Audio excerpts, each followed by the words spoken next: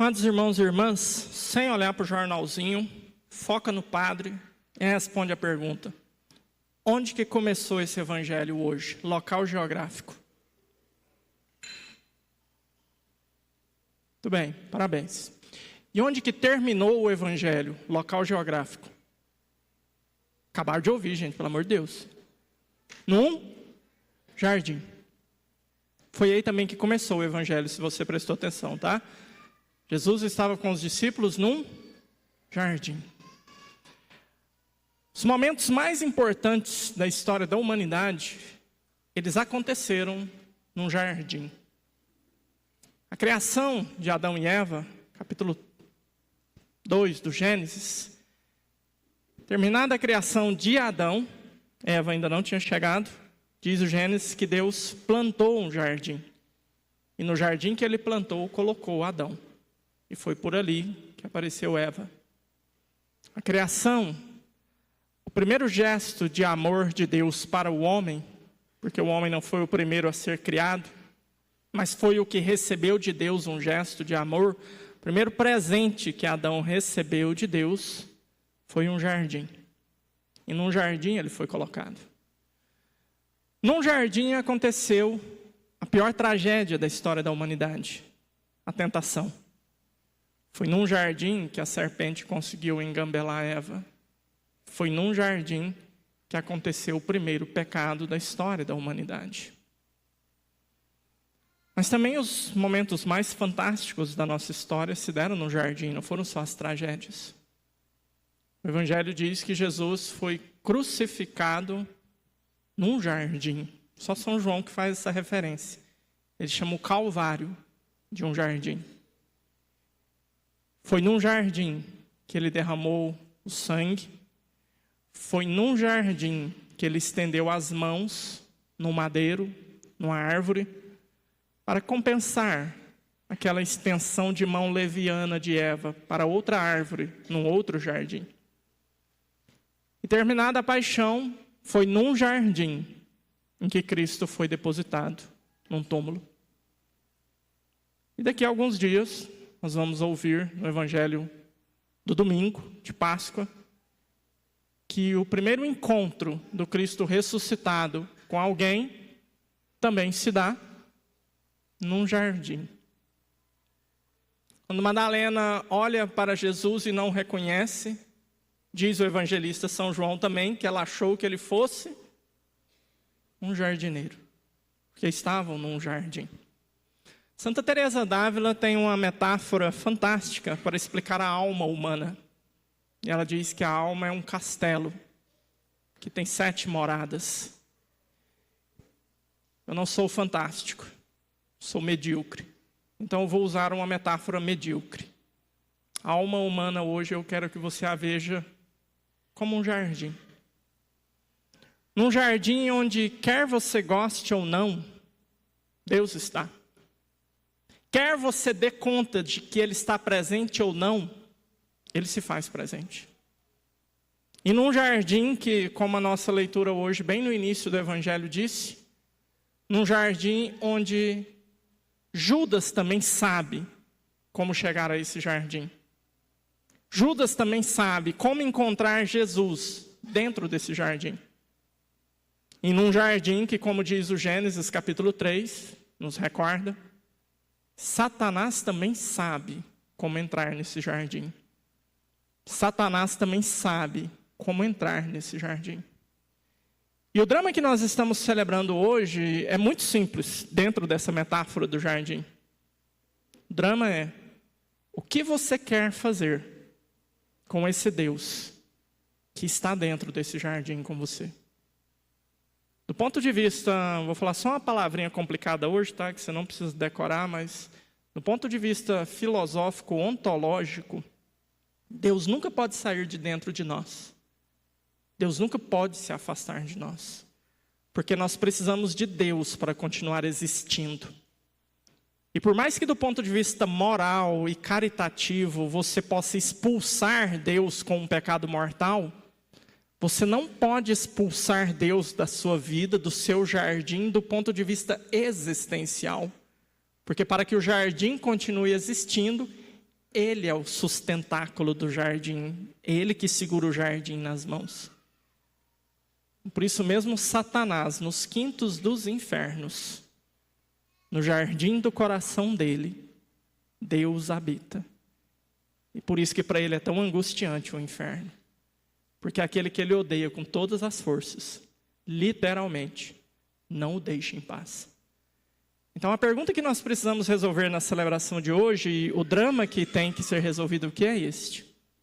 O que você faz com ele dentro desse jardim? Nós hoje vimos o que Judas fez com ele num jardim. Nós hoje vimos o que os soldados dos judeus fizeram com ele nesse jardim. Depois nós vimos o que os romanos fizeram com ele no jardim do Calvário.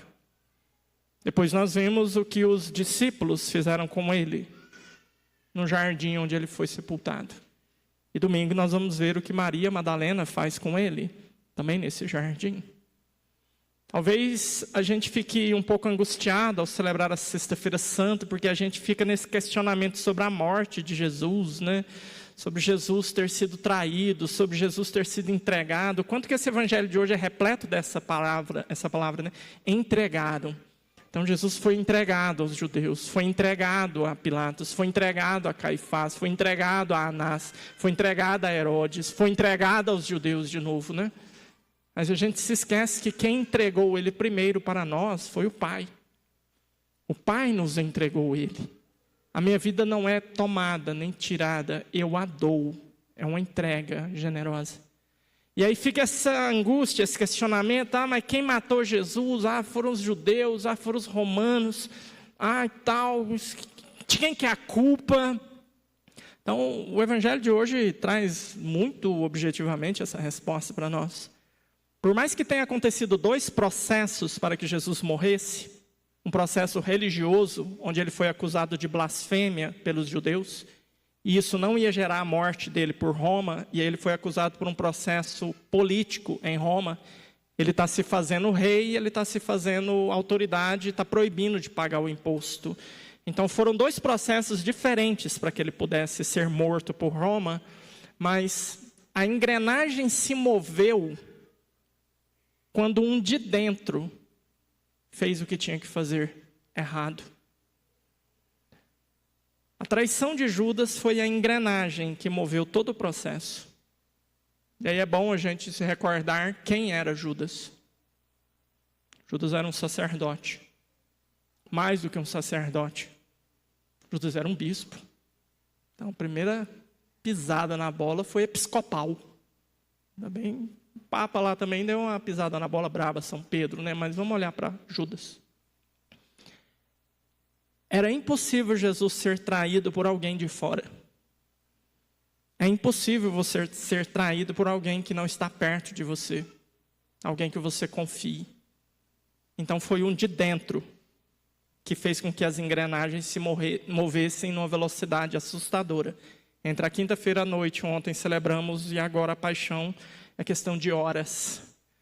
Mas foi necessário que um dos 12, um bispo, um sacerdote, um íntimo, um que estava perto, fizesse o que fez, para que Cristo passasse por tudo que ele passou. A nossa salvação aconteceria sem Judas. Não era uma obrigatoriedade salvífica, não era. Jesus deixou isso bem claro. O Filho do Homem vai ser entregue, mas ai daquele que o entregar, ai daquele. Por isso que Judas ele precisa receber um carinho muito grande nosso. Nós precisamos olhar para ele para um carinho muito grande. Porque Judas prefigura a maior das tragédias que pode acontecer dentro do jardim da nossa alma. A tragédia lá de Adão e Eva não foi nada perto da tragédia do que aconteceu ali no Getsêmani. Ali foi Adão e Eva se arrebentando. Aqui foi Deus sendo arrebentado por nós. Então, a tragédia do jardim do Getsêmani, provocada por Judas, é a tragédia que o meu e o seu coração pode experienciar. Por isso que hoje nós não podemos viver uma Semana Santa e viver uma Sexta-feira Santa olhando para a cruz, e vamos adorá-la daqui a pouco, certo? Olhando para a cruz, olhando para o crucificado e simplesmente nos condoendo pelo sofrimento de Cristo. Não, hoje nós precisamos olhar para o efeito, o sofrimento de Cristo, e para a causa. A causa não é o povo judeu. A causa não é o povo romano.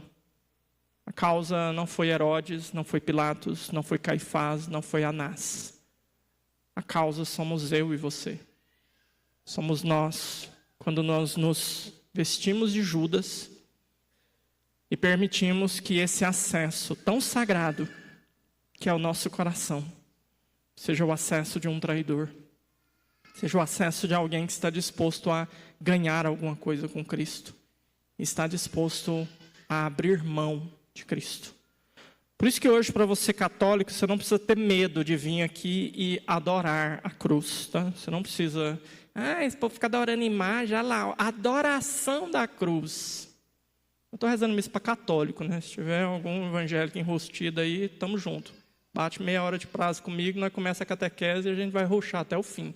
Mas o católico sabe que ele não adora um pedaço de pau, um pedaço de gesso. Ele adora o mistério que está inserido nessa imagem. Hoje vocês rezaram a Via Sacra, estávamos aqui juntos. A cada anúncio de uma estação, qual era a fala que o sacerdote dizia? Nós te adoramos. Como é que é? Não, se vocês falar cada um num tempo, eu não vou saber nunca, né? Tem alguém que lembra aí, sabe? Que aí nessas horas eu não lembro, né? Nós os adoramos, ó Cristo, e vos bendizemos. É isso que você vai adorar aqui agora a pouco. A gente genuflete o joelho na hora da Via Sacra, né? A gente faz uma genuflexão e diz, nós vos adoramos. Quem? Ó Cristo. É a Ele que adoramos. E aí você responde, porque pela vossa cruz remistes o mundo.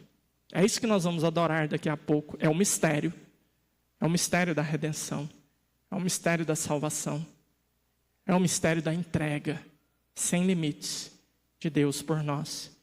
E que pode ser correspondida por nós. Com a dureza de Judas, com a dureza de Caifás, de Anás, daqueles judeus.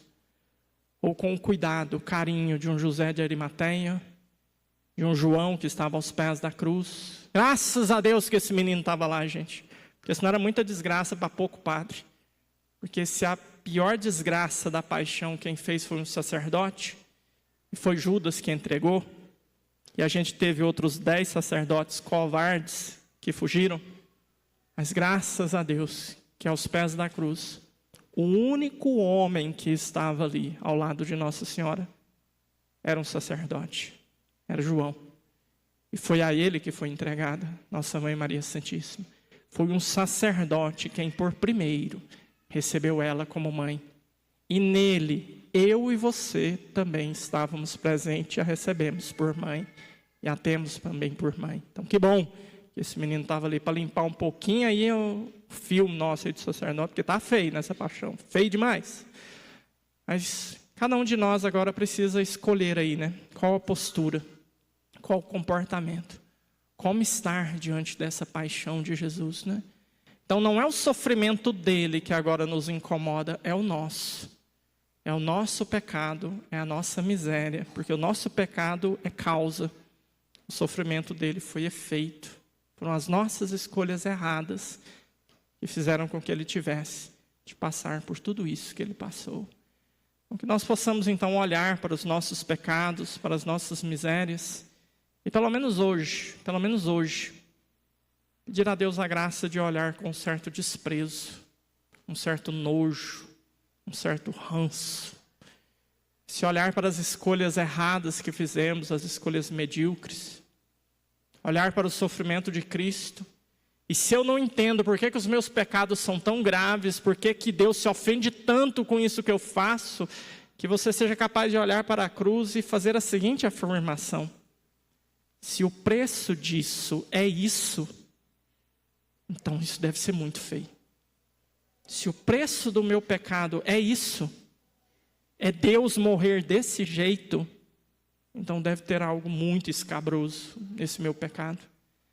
E que nós sejamos capazes, então, de permitir que essa transformação vá acontecendo e vá fazendo que nós nos aproximemos mais e mais de Deus.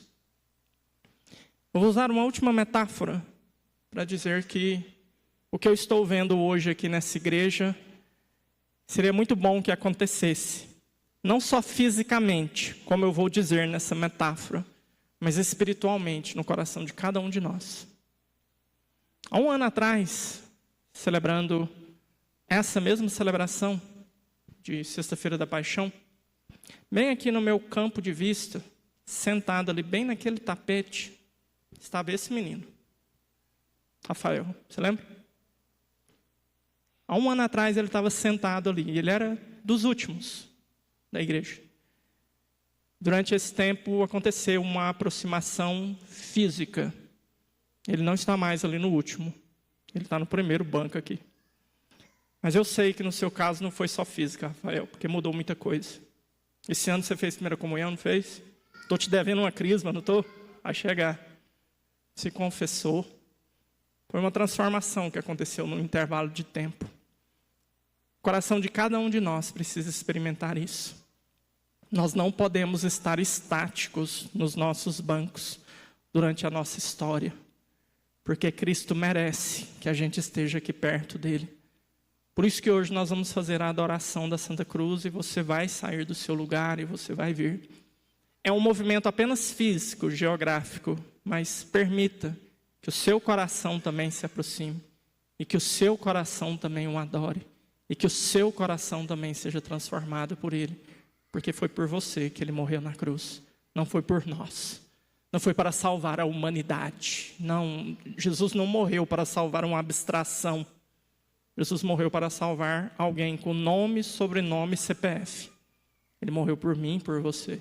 Então, enquanto nós não nos apropriarmos dessa verdade com essa singularidade, isso ainda não fez diferença na nossa história. Louvado seja nosso Senhor Jesus Cristo.